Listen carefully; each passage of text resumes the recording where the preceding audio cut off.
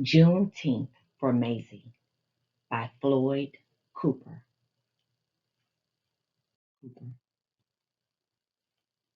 Mazie wants to play outside, but it is too late.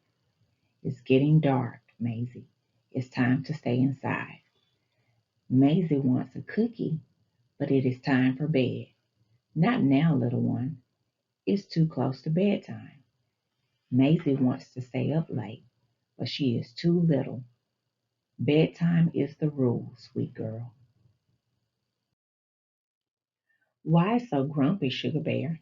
Asked Dad. I can't go where I want, have what I want, or do what I want, answers Maisie. Well, tomorrow you can have a celebration, says Dad. What are we celebrating? Asks Maisie.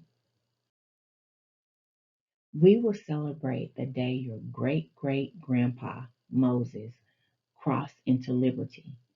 The day will be celebrated by us and many more families on a day we call Juneteenth. Dad lifts Maisie into his arms. I bet you're tired of hearing no all the time. Well, great great great grandpa Moses heard no even more. Grandpa Moses worked in the fields that stretched all the way to sunset. He and the other slaves would be bone tired, but they had to keep going. Their masters wouldn't let them quit, but as they worked, they thought about freedom. And before they finally went to sleep at night, they prayed about freedom and made plans for change and a better future. Some slaves ran north to freedom, following a bright star in the sky. They sweat, they bled, and they cried till those cries were quieted by a single proclamation from a brave president.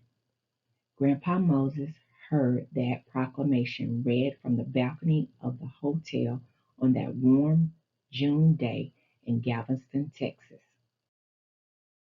Grandpa Moses heard nothing but cheers, saw nothing but happiness, and felt nothing but pride shared by all those around him. The cheers became dancing, the dancing became celebrating. It went on and on into the night. Grandpa Moses and the others had found freedom. They continued to work, but this time they were paid for their hard work. So they worked and they saved.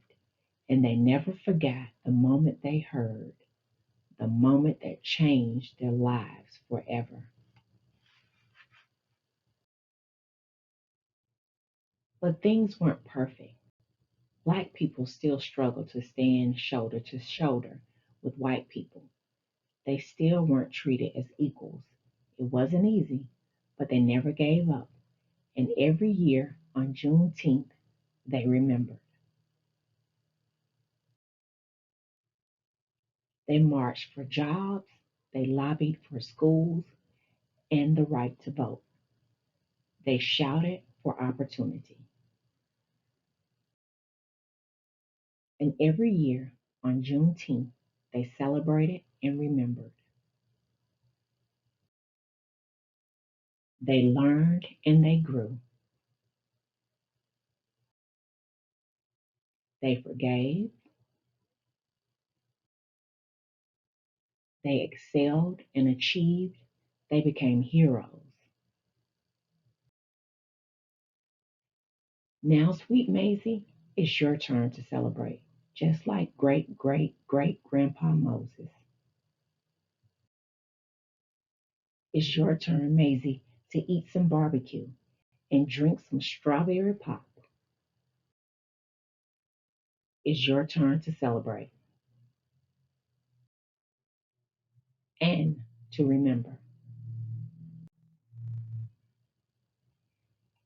On June 19, 1865, soldiers arrived in Galveston, Texas, announcing the end of the Civil War and the end of slavery in the United States.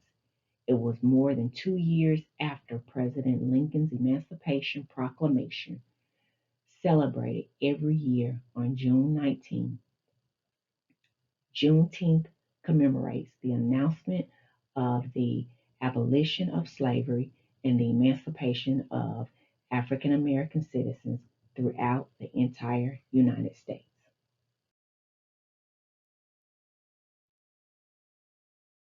The end.